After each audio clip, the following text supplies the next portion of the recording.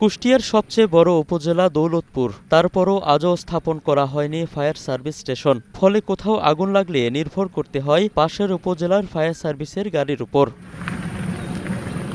অথচ এই উপজেলায় ফায়ার সার্ভিসের স্টেশন স্থাপনের উদ্যোগ নেওয়া হয় 2 যুগ আগে। দীর্ঘ চিঠি চালাচালির পর 2022 সালে কেটেছে জমির জটিলতা। সে বছর ইউনিয়নের চোয়া মল্লিকপাড়া গ্রামের হাজী আবুল খায়ের সাদের স্ত্রী হাসিনা বানু ফায়ার সার্ভিস স্টেশনের নির্মাণের জন্য দান করেন 82 শতক জমি। তবুও শুরু হয়নি নির্মাণ কাজ। বহুত আসে, 5 জন লোকজন আসে, ভাড়া হবে, আজ হবে, কাল হবে করতে করতে 5 বছর চলে কেটে গেছে। কাজকর্মে আমরা চাচ্ছি দূরত্ব কাজ হয়, আমি এলাকার প্রতিনিধি হিসাবে চাচ্ছি তাড়াতাড়ি কাজটা হোক। এদিকে আগুন লাগলে নেভাতে দেরি হওয়ায় ক্ষতির মুখে পড়তে হয় উপজেলাবাসীদের। তাই দ্রুত ফায়ার সার্ভিস স্টেশন নির্মাণের দাবি তাদের। আর এজন্য সহযোগিতার আশ্বাসও দেন উপজেলা নির্বাহী কর্মকর্তা।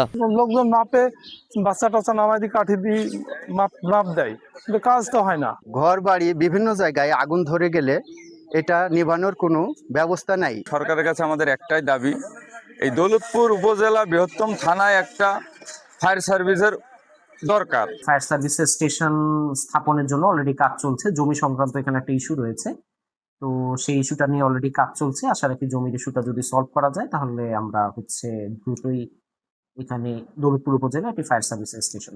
বর্তমানে ফায়ার সার্ভিস স্টেশন তৈরির নকশার কাজ চলছে। এ বিষয়ে সংসদেও আলোচনার আশ্বাস দিলেন স্থানীয় সংসদ সদস্য। পূর্ববর্তী সরকাররা এই ফায়ার স্টেশন করে নাই।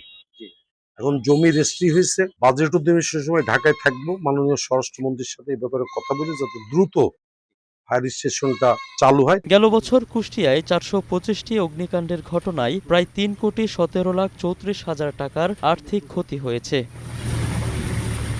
Global television news desk.